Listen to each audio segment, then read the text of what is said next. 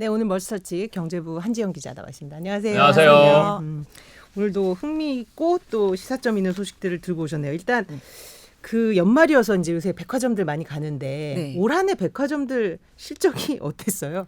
올해 뭐 연 매출 1조 달성하는 그런 백화점 점포가 10개 이를 거다 이런 전망이 지금 나오고 있어요. 네. 지난해 5개였는데 거의 2배 수준으로 와우. 지금 그러니까 뛴 이것도 거고. 사실 보복 소비의 그 영향이겠죠, 그죠? 그렇죠. 네. 더 명품 소비가 늘어나면서 보복 소비로 이렇게 좀 했는데 코로나 초기에는 뭐 백화점이 사실 잘 안 되다가 뭐 사람들이 말씀하신 보복 소비랑 또 뭐 백신 접종 뭐 위드 코로나 이거 진행되면서 사실 좀 호재가 있었고요.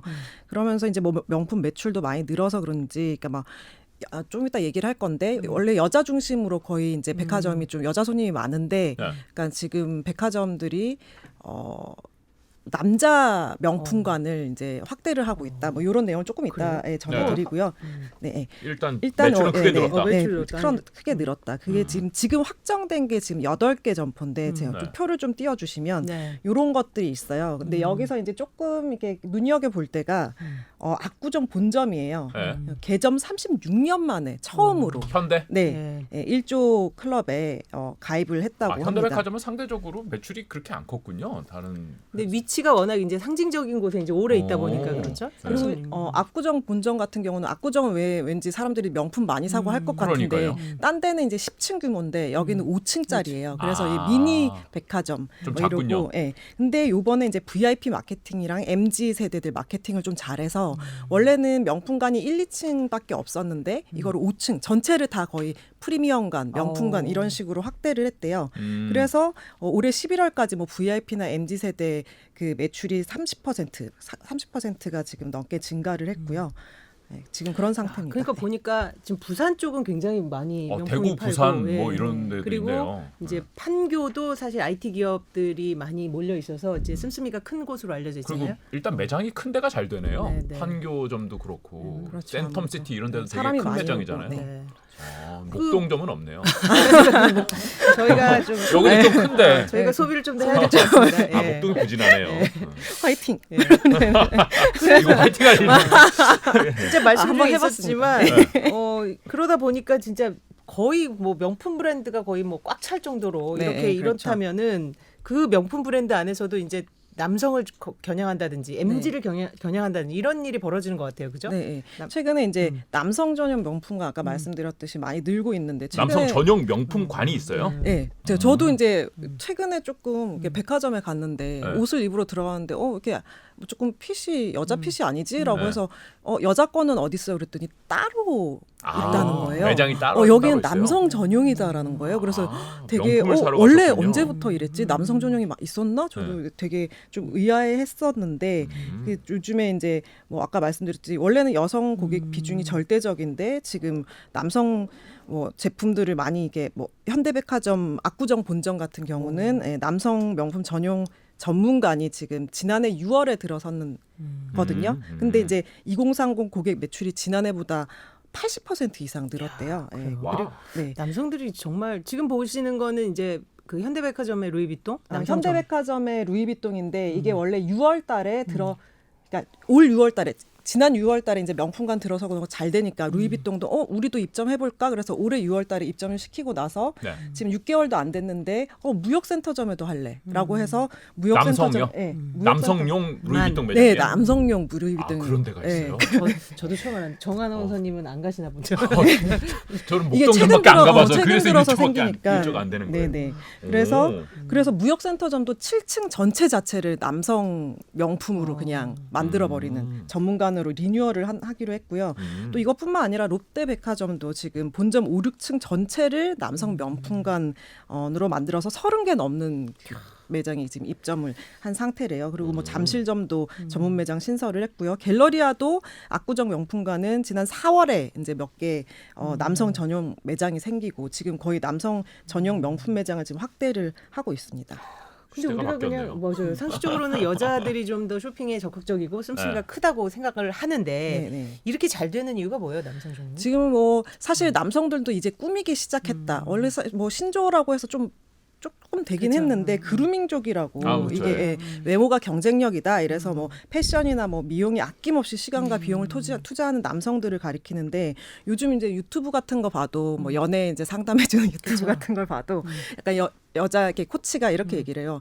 아니 지금 남자들도 지금 외모로 경쟁해야 된다. 왜냐하면 돈을 빨리 벌 수 없지 않느냐. 제일 쉬운 게 외모다. 그래서 외모를 갖거라. 막 이런 말이 나올 정도인데 그래서 이제 뭐 남성들도 외모에 관심을 갖기 시작했고 그래서 이제 남성 뷰티 시장도 급격하게 성장을 했죠. 뭐 매년 최근 들어서 전년 대비 10% 이상 계속 성장을 하고 있고요.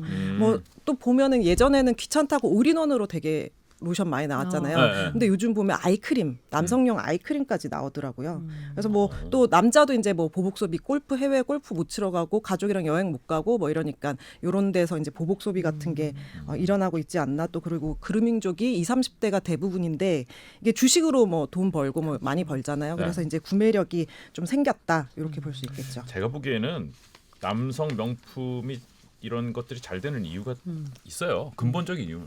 여자들이 꾸미는 남자를 좋아하는 이게 맞습니다. 기본적인 이유 아니에요? 옛날에는 남자가 꾸미면은 남자애가 뭐 뭘 이렇게 저런 걸 해. 외모에 신경을 쓰고 좀 별로다 이런 느낌으로 우리가 생각을 했었는데 요즘에는 맞아요. 여성들이 꾸미는 남자를 오히려 일리가 있네요. 네, 제가 7, 8년 전만 해도 남자애들한테 야 비비라도 좀 바르고 다니 막 아. 그랬거든요. 아. 우리도 눈이 있다 막 그랬었는데 요즘에는 많이 바르고 다녀요. 그렇죠. 그러네요. 화장을 하는 경우도 꽤 있고요. 남자들이 깨달았어요 이제 외모가 그렇게 중요하다. 네. 또 하나 이제 백화점이 주목하는 소비층이 MZ 세대잖아요. 네, 사실은 MZ 옛날에 세대죠. 같으면은 돈이 아직 없는 구매력이 떨어지는 세대였다면 이제는 네. 아니다 이렇게 보고 있다는 것 같아요. 완전 아니죠. 이 3대 주요 이제 백화점 전체 명품 매출을 보면 네. 2030 세대가 최대 65%를 차지하고 있어요. 비중이. 와. 네. 지난해 코로나였는데도 2019년과 비교해서 지금 최대 17%가 는 상황이고요.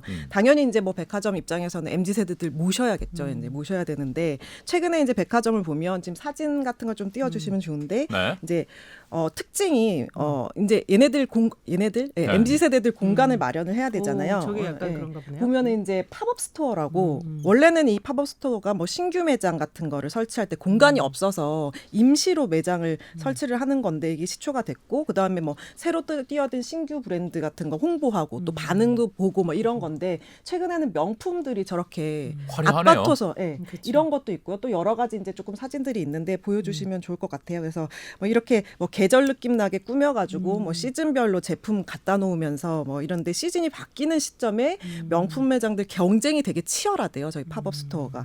그래서 뭐 한 백화점 같은 경우는 운영 횟수가 2019년도에 한 2019년, 2020년도는 3, 4회밖에 안 됐다가 올해 들어서 15회까지 거의 4, 5배 정도 뛰었고요. 저게 백화점이에요?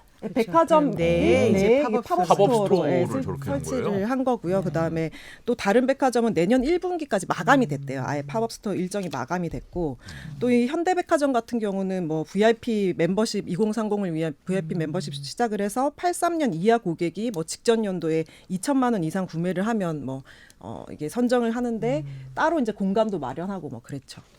저는 처음 보는 브랜드. 네. 굉장히 보면은 되게 이쁘게 만들어서 네. MZ 세대들 사진 찍고 또 올리기 좋아하잖아요. 그래서 딱 그런 거에 맞춰서 만든 것 같더라고요. 제가 계산을 해보니까 지금 1년에 매출이 1조가 나오려면은 그 시간당으로 거의 한 3억 정도를 찍어야지 되더라고요. 이야, 영업일수 생각하면은 이제 단가들이 높은 명품이 시계 그래서 뭐 이제 더 롤렉스 하나 뭐 약간 뭐 위화감이라고 할 수도 대단하네. 있지만 네. 이거는 또 이제 현상이 드러나고 있는 부분이다 보니까 저희가 뉴스에서도 또 짚어드리고 뭐 소비 촉진 뭐 소비를 하는 것 자체가 뭐 부정적인 건 아닙니다만은 어쨌든 유통업체 입장에서는 좀 더 돈이 되는 소비층을 겨냥하기 마련이어서 이런 경향은 뭐 조금 지속되지 않을까 그런 생각을 하게 되네요. 예. 그러니까요. 3억 몇 천만 원짜리 이렇게 지르면서 온라인 쿠팡에서 사기는 좀 부담스러워서 백화점 가는 거 아닌가라는 생각이 좀 들긴 해요. 네. 다 온라인으로 넘어가는데. 네. 네. 뭐 백화점 입장에서는 그 온라인으로 덜 넘어가는 그 명품을 겨냥할 수밖에 없는 그런 네. 입장도 이해가 되기도 하고요. 네.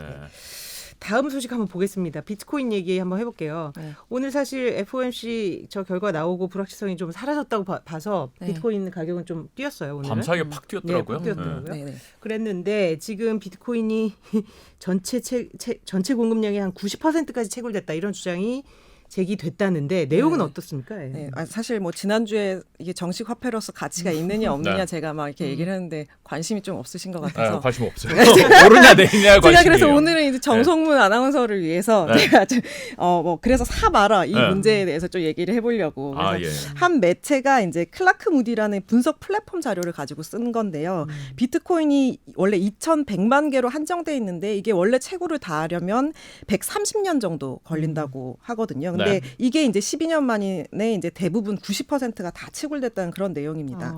그래요. 네. 사실 이 비트코인이 그 가치를 인정받는 제일 중요한 게 이 희소성이잖아요. 네네. 사실은 더 이상 안 나온다. 안 나온다는 거. 그렇죠. 근데 어떻게 이게 12년 만에 90%가 채굴이 될 수 있었을까라는 생각이 드는데. 네. 근데 뭐 아무튼 이렇게 되면은 뭐 헤지펀드나 중앙은행 같은 이 대형 기업에서 뭐 급증하는 뭐 비트코인 수요를 공급이 따라갈 수가 없기 때문에 공급 충격이 불가피하다. 뭐 이렇게 진단을 하면서 이게 희소성이 더 높아져서 가격이 뭐 말씀하신 대로 희소성이 더 높아지니까 더 붕괴가 돼서 이렇게 미국 달러화가 이제 완전히 붕괴되는 수준까지 이제 가격이 급등할 거다. 그러니까 올라갈 거다. 이렇게 분석을 내놨어요. 또 네. 이제 뭐 유통되는 비트코인 공급량 대부분이 판매 이력이 거의 없는 기업이 이제 보유를 하고 있는데 앞으로도 이게 더 안 팔 것이다. 그런 경향이 더 높아질 것이다. 뭐 이렇게 했고요. 또 지난해 12월 보고서를 인용을 하면서 유통되는 비트코인 공급량이 78%가 비유동성이다. 이것도 똑같은 말이에요. 대부분 팔 생각이 없다. 뭐 이런 내용을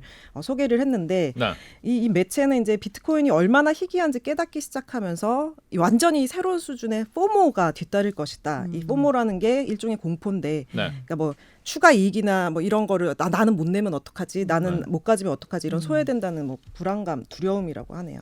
그런 것들이 추가적으로 또 가격을 더 올릴 것이다 이런 전망인 것 같은데요. 그렇죠? 네.